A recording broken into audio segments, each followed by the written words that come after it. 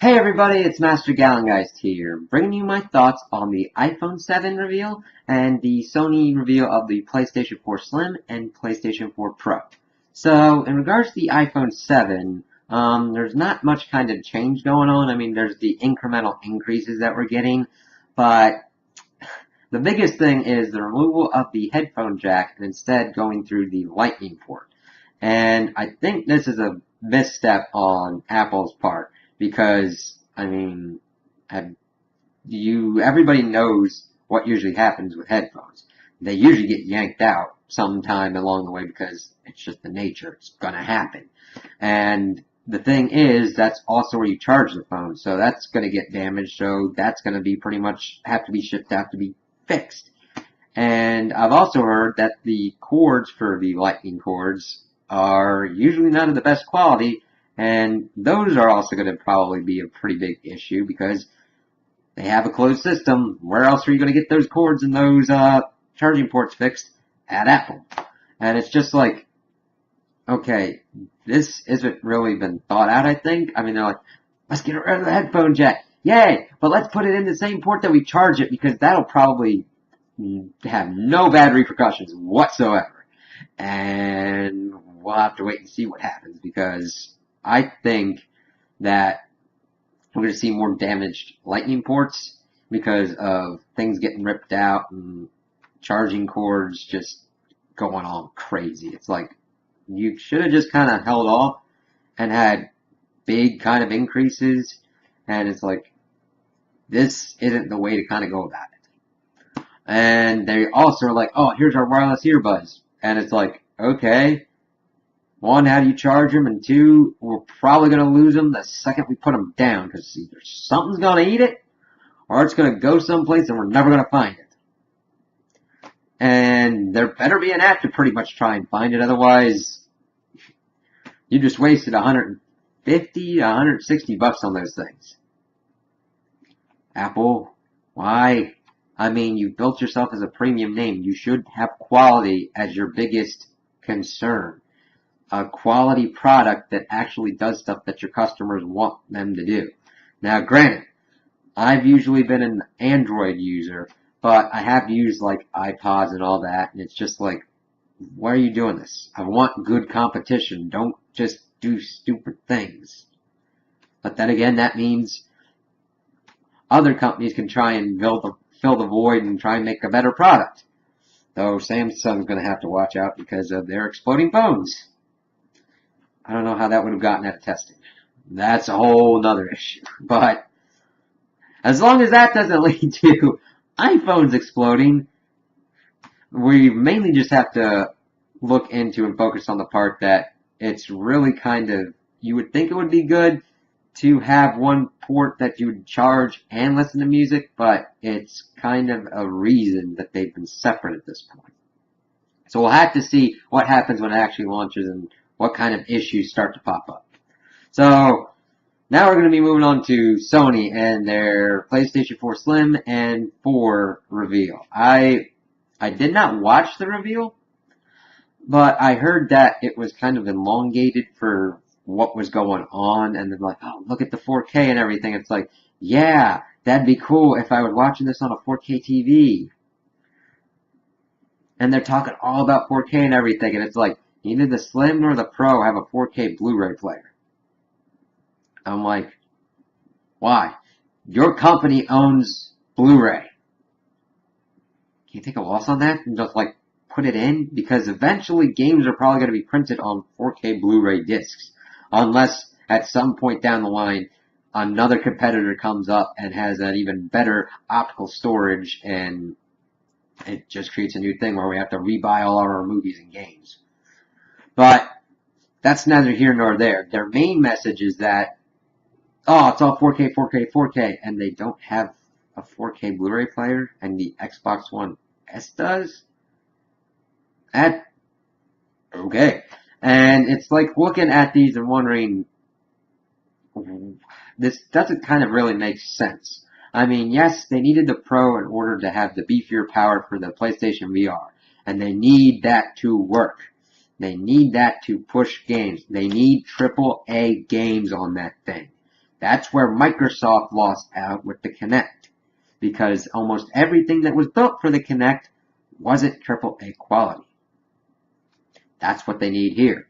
And we're seeing the missteps because the Pro, from what we're seeing with its specs, is not going to be as powerful as the supposed specs that we are going to get with the Scorpio, with the touted 6 teraflops that it'll be able to compute versus the PlayStation 4 Pro, which is somewhere, it's not 5 teraflops, but it's above 4. But it's like, okay. And we saw the prices. The Slim is $299 and the Pro is $399. So that's US dollars, and I don't get it. I don't know who the Slim is for. I mean, yes, that's supposed to become the new base PlayStation 4 model, but you should have just pumped out, here's the Pro, because it's only $100 difference. I mean, yeah, $100 can be a lot to some people, but the thing is, you should just go for the Pro because it's better, it's 2 times more powerful than the base PlayStation 4, and it's going to give you the best PlayStation experience. The main thing is, PlayStation 4 is sold so well that we've got like over 40 million units out there, and it's like, I bought this already, and now you got another one. Why? I mean, yes, it's supposed to do better VR, it's supposed to be more powerful, and we don't even know what kind of storage capacity is coming with it. If it isn't 1 terabyte or above, that's going to be stupid. Same with the Scorpio. 500 gigs isn't going to cut it, because guess what? We've all got libraries of games. They all have to be installed. Give us the storage. It needs to be done. It's a gaming console. It needs that storage space. And it's just like, you made your mistake. It's looking at the console cycle. Alright, 360 versus PlayStation 3. Whose turn is it to screw up? Sony. Crack. Alright, Xbox One, PlayStation 4. Whose turn is it to screw up? Microsoft. Alright, so now we're back into the cycle. Now we've got the Pro and we got the Scorpio. Whose turn is it to kind of make its misstep? Sony. Crack. It's just going in that kind of cycle. Granted, the Nintendo's in their own kind of thing because they just do whatever they want, and we kind of see where it goes. But I like competition like this because that way it keeps them in check. Because without PlayStation pretty much laying down the hammer, we would not have gotten the Xbox experiences that we are right now. With Phil Spencer focusing on games, making the console better, having it just be a better experience with like the UI and everything, and focusing on making this a game machine and something that customers want.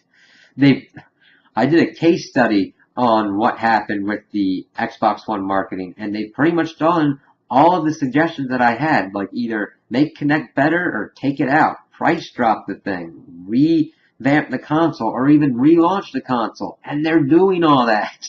And that's good. Sony forced them to do that. And then we've got Sony now, and they kind of make their misstep. That's like, what? It's kind of weird. You're getting all these kind of PlayStation, different kind of peripherals and consoles this holiday season, which, to its credit, coming out this year and at $399 is a big deal.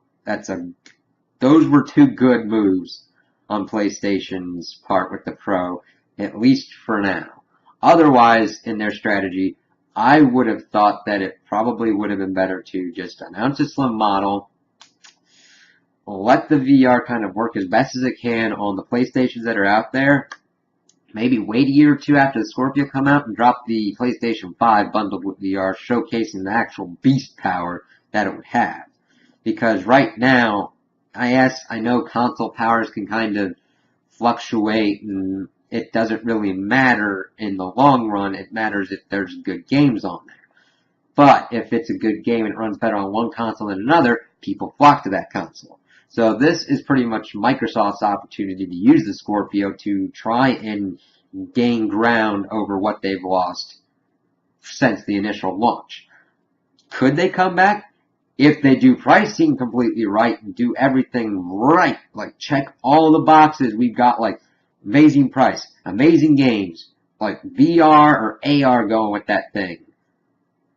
And it just runs well and looks good and just does what it needs to do. It's got a good shot.